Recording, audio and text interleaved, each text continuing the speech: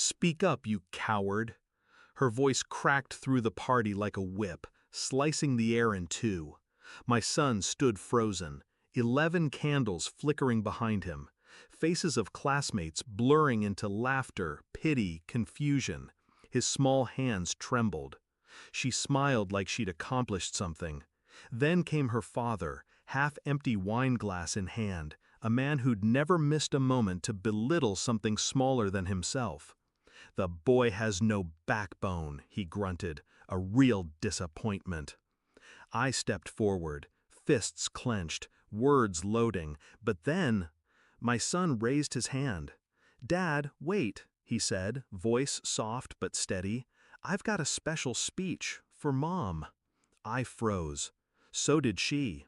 He turned to face her, eyes dark, focused.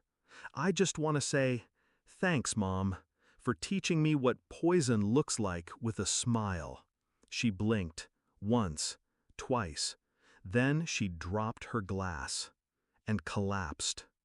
Gasps, screams. Her father turned pale. The room spun, and I stood still. My son? He didn't flinch. It started with small things, a raised eyebrow when he didn't finish his food, a sharp correction for stuttering over a word, backhanded praise that tasted like vinegar. "Boys shouldn't cry. You're weak like your father. Grow a spine or you'll be nothing." I used to excuse it, call it stress, her upbringing, her father's influence.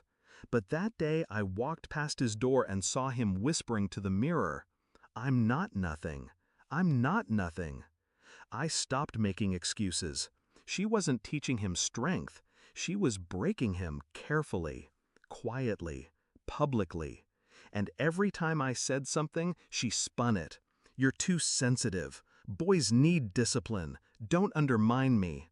No bruises, no marks, just emotional incisions too deep to bleed. I started documenting times, words, reactions. Her patterns of correction always escalated in front of others. She needed witnesses to justify her cruelty. I met with a therapist in secret, described the symptoms: emotional gaslighting, targeted humiliation, manipulative parenting. He said what I feared: this is abuse. I set up a camera, not in his room, in the kitchen, her stage. 2 weeks, that's all it took to gather what I needed. One recording where she grabbed his wrist just a little too hard. Another where she whispered, "You ruined me," because he knocked over a juice box. Then the file, the real one, from her old phone. She forgot it in the laundry. Messages. "Sometimes I wish he'd just disappear. He's not even mine, not really. He's more like you than me." I read that twice, then a third time. She'd resented him because he reminded her of me. Her disappointment wasn't about him, it was about everything she never controlled. The night before the party, my son came into my room, said he didn't want to speak, said his stomach hurt. I almost told him to fake it, to hide. Instead, I handed him a flash drive. "Tuck this in the back of the speaker when it's your turn," I said. He stared. "What's on it?" "Truth." He nodded, didn't ask again. When she collapsed, the room didn't know what hit her. They thought it was nerves, overexcitement, but the audio had already played. A soft voice, hers, telling him, "You make me sick." Telling someone else, "I wish I'd left both of them." Her father heard it. His face crumbled like wet plaster. The crowd watched in stunned silence, and my son? He just stood there, unmoving, free. She recovered in a chair near the cake table, cold rag to her forehead, eyes darting like cornered prey.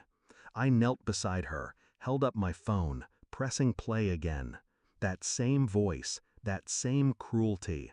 Her eyes filled with something unfamiliar, fear. "You think this ends at a party?" I said quietly. "No, this is where it starts." She reached for my arm. "Please, you don't understand." "I understand everything now. You didn't break him, you taught him to stand. I stood. So did my son. We left her there, in a room full of frosting, deflated balloons, and eyes that would never unhear her. The custody battle was short. The recordings were admissible. So were the text messages. So was the therapist's report. Her father tried to intervene once. He walked away silent when I handed him a flash drive of his own voice, shaming a child like it was a family tradition. My son sleeps better now, speaks louder. He hasn't asked about her once. I never said goodbye. She doesn't deserve closure, only silence. Some speeches are better whispered, and some revenge comes wrapped in birthday paper.